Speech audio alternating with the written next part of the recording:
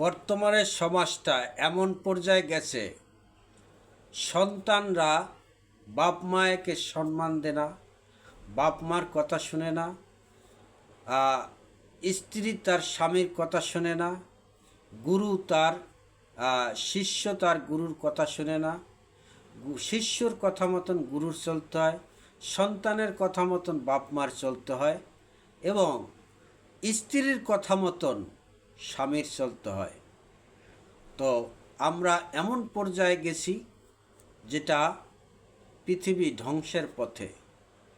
কারণ এগুলো আগে ছিল না, দুনিয়াটা সকল মানুষজন ভালো ছিল, সুস্থ ছিল। এখন দেখেন, কারো কথা কেউ শোনে না, গুরুজনকে সম্মান করে না, কাউকে কেউ ভালোবাসে না, ভালোবাসা উঠে গেছে। সবাই শুধু স্বার্থ খোঁজে, স্বার্থ খুঁজে তারা স্বার্থ হাসিল করার জন্যে নিজের আপন ভাইকে, নিজের সন্তানকে, নিজের সন্তানের সন্তান তার পিতাকে,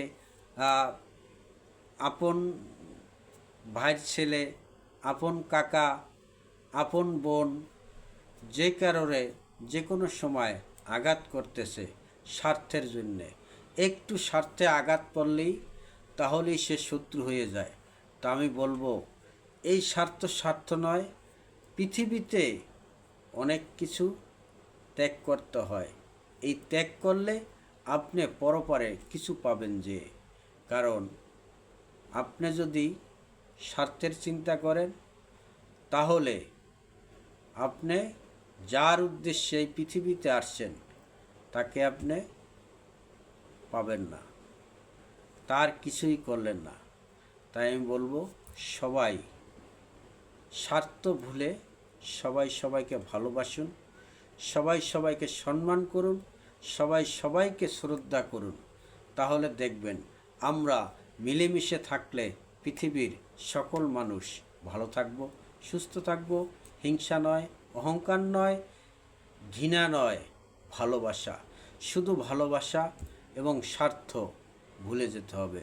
শুধুই ভালোবাসা থাকবে, নিঃস্বার্থ ভালোবাসা। সবাই সবার পাশে থাকব, সবাই সবাইকে ভালোবাসবো। আমার এই লং ভিডিওটি যদি আপনাদের ভালো লাগে, একটুও শেয়ার করে অন্য বন্ধুদের মাঝে ছড়িয়ে দেবেন এবং লাইক কমেন্টস করে আমার ভিডিওটি একটু সৌন্দর্য করে তুলবেন এবং আমার ফেসবুকটা